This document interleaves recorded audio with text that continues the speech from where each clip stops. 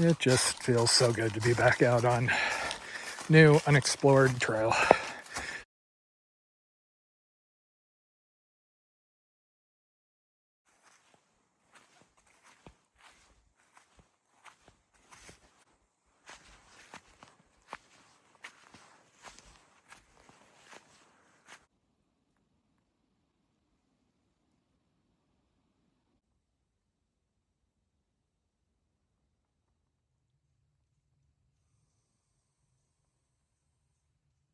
So yes, I am actually at a shelter for the first time in my hiking history. I think I actually shared sleeping in a shelter because I am trying very hard to follow the rules out here.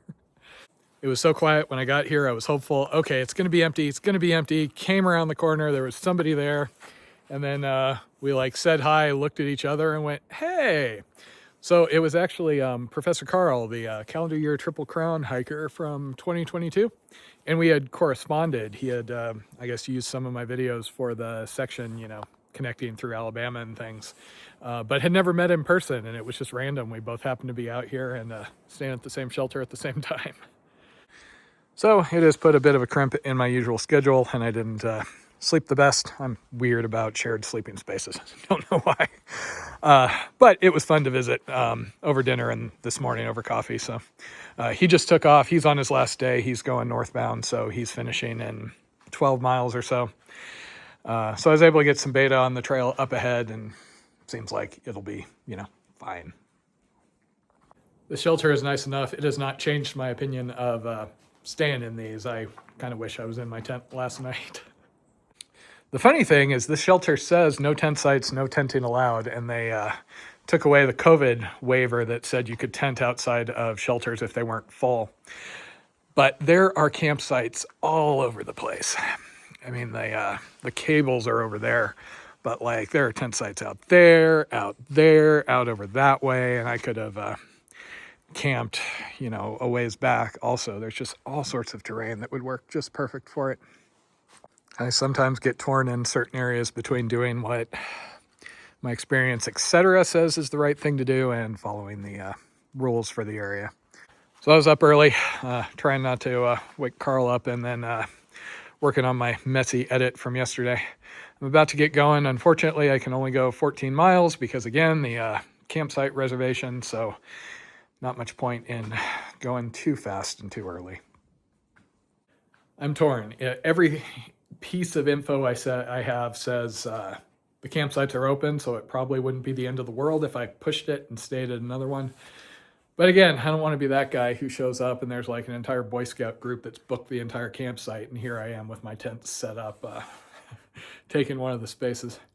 If there are even spaces. I mean, so far this is not Glacier. Like Glacier, you get a site and you have a tent pad like by yourself, dirt pad, not the wood ones. And so if there's supposed to be only like 4 camps there, there's only room for 4 people. So far, the 2 sites I have seen have had way more spots to stay than they reserve out. Entertainingly, there is no shelter book here, but there is a scare the crap out of newbies type sheet here, talking all about bear encounters.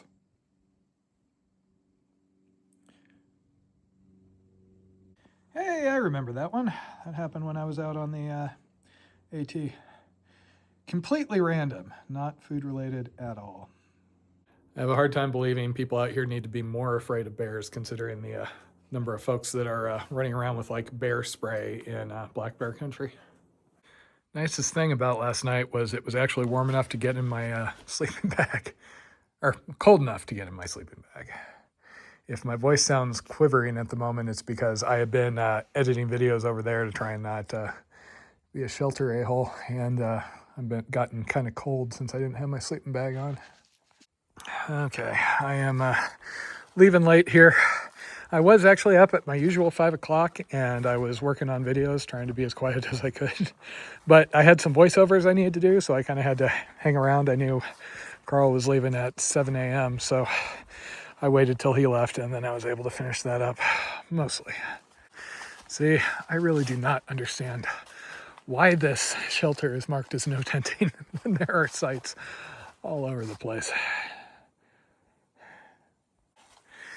You'd think if it was a revegetation issue, they would have signs up, because a lot of people do not pay as much attention to the fine print on the permits as Jen and I do. So, really long time editing this morning. I originally was just gonna skip over the whole drive thing and pop back up down here. And I wasn't recording much because it was just exhausting and things kept going wrong.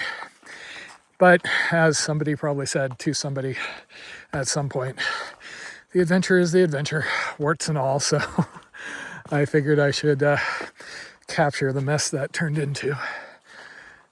So today I only have 14 miles, I think, until my designated camping spot. This is a campsite. I think all the rest are. There aren't actually that many shelters up here. So it's mostly just, communal camping areas. The camping areas do have a quota and do have, permits you're required to get. I was going to check about maybe changing things, especially Carl mentioned further south you go, the easier things get. And I'm already kind of chafing at the shorter day yesterday, and that was a very short day. However, I have not had reliable cell reception. And we already paid for, I think, 2 separate permits because of the whole mess getting down here and having to delay by a day. We'll see. Worst case, it wouldn't kill me to stick to just 15 a day, especially if I'm able to be in my tent and have a little more privacy at night / the morning. I can always keep myself busy watching TV shows or things for a while. Time off the feet is time off the feet. It was colder last night than I was used to. It was actually nice. I was able to get into my sleeping bag. It was also a lot wetter than what I've been dealing with in Vermont. I don't know if it was actual rain or I think it was just condensation from the clouds and things that were blowing over. Every time the wind went, there was a whole bunch of drops hitting the top of the shelter. No major issue at the shelter. I did see a mouse running around this morning. Kind of expect that anytime you have high use area like that. But as far as I can tell, I didn't get anything chewed on. So when I selected the campsite for tonight, I was actually strategic because this is the weekend and Smokemont is kind of in that general area, so it's more car accessible. So I picked the campsite that had a bunch of people complaining about how sloped it is, because that doesn't generally bother me unless it's really sloped to the point where I'm sliding down on my sleeping pad. But maybe it'll avoid any crowds. I didn't even bother trying to look for the toilet area at the shelter this morning, since my experience with those has been they're kind of a disaster. Uncovered toilet paper left behind, etc. So I just went off to the woods and did a proper LNT cat hole. And once again, there is so much easy dispersed camping here. Almost seems a crime to stay at the shelter last night. So again, the shelter did not have a privy. At least the story I've been told about why the Tennessee sections did not have privies. It was a unintended consequences thing that had to do with all bathrooms having to be handicap accessible or something like that, which I don't really understand because heck, in Massachusetts and Vermont, some of those backcountry toilets that you couldn't have gotten to in a wheelchair still had ramps and everything. Plus, you'd think they could just amend it to say, well, if you're on a footpath XYZ from roads or something, but who knows? Is the reality out here. Doesn't really bother me. I mean, the privies can be kind of convenient, but obviously I have contributed my share of cat holes to the majority of states in this country. There's an idea. Maybe I can get a custom poop kit bag, kind of like you see on the back of RVs, those US state stickers where they fill it in every time they visit it. I can just like color in every time I've dug a cat hole in a given state.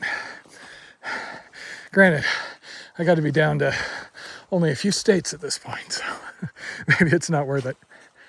I am feeling a lot better being out here again. I'm still not fully recovered from that whole transit thing. I had to drink so much coffee to stay awake and be safe to drive, and had so little sleep. I still haven't gone back to feeling normal, but a few more nights on trail should do the trick.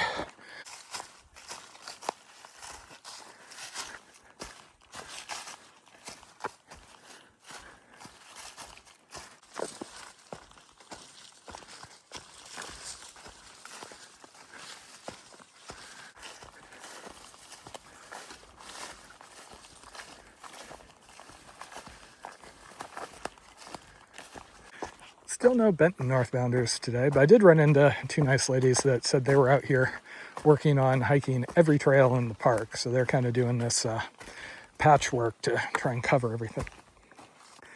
Talking to Carl last night, he did say that this trail was the most cobwebs he has ever run into.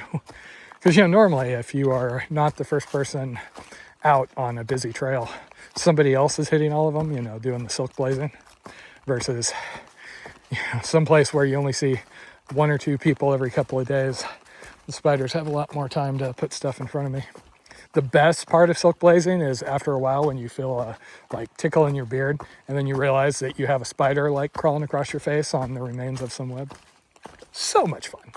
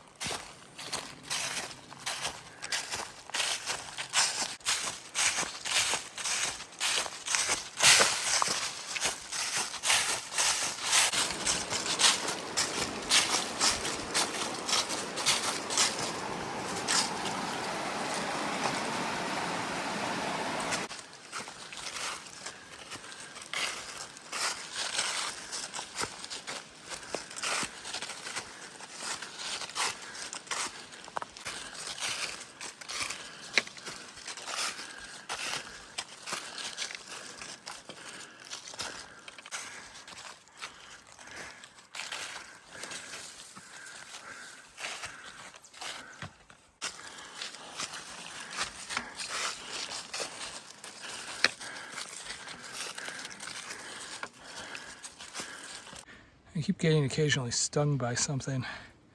My guess is it's this plant. Oh well. So that's interesting. Had a guy come the opposite way, only the second group I'd seen. And he is northbound on the Benton MacKaye, so he is finishing probably tomorrow. He stayed at Burnt Spruce, which is the campsite I have reserved not tonight, but tomorrow night. And he was in a hammock, and he ended up having a quasi-aggressive encounter with a mother and cub. Nothing scented, he had everything hung, so none of the usual excuses, but he said they were checking him out at night, and then the next morning the yearling charged to try and get his food, and then the mother was on the other side watching. So I'm gonna have to see. That does sound a little bit like habituated bears to me. He said he did report it. I don't know if one incident is enough for them to mark the campsite. I haven't had a chance to look what my options would be if I just decided, yeah, I don't want to risk it. I'm already having to hold myself off from just going, screw it, and disperse camping and not having to worry about any of this. Probably.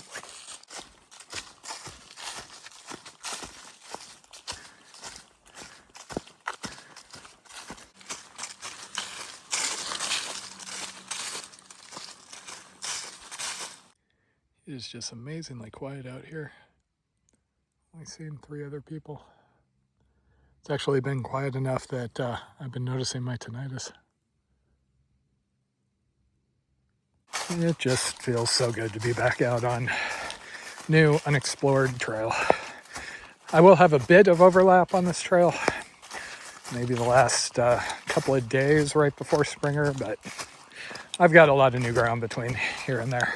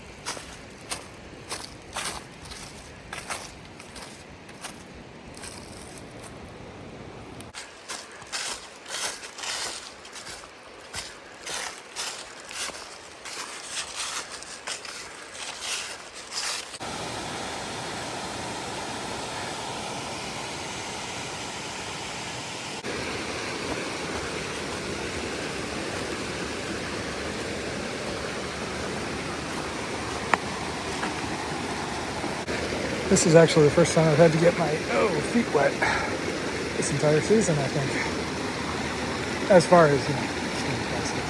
Oh, that is cool. It is pretty back here.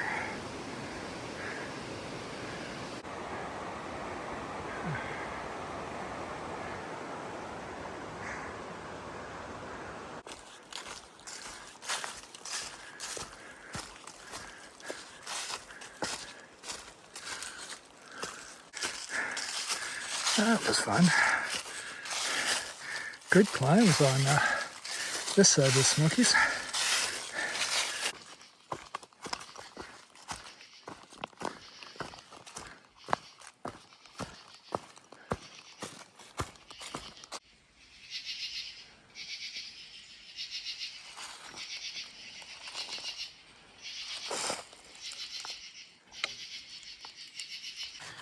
Okay, looks like this is me.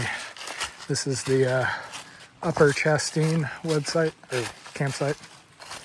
Kind of figured even on a Friday it wasn't going to be that popular.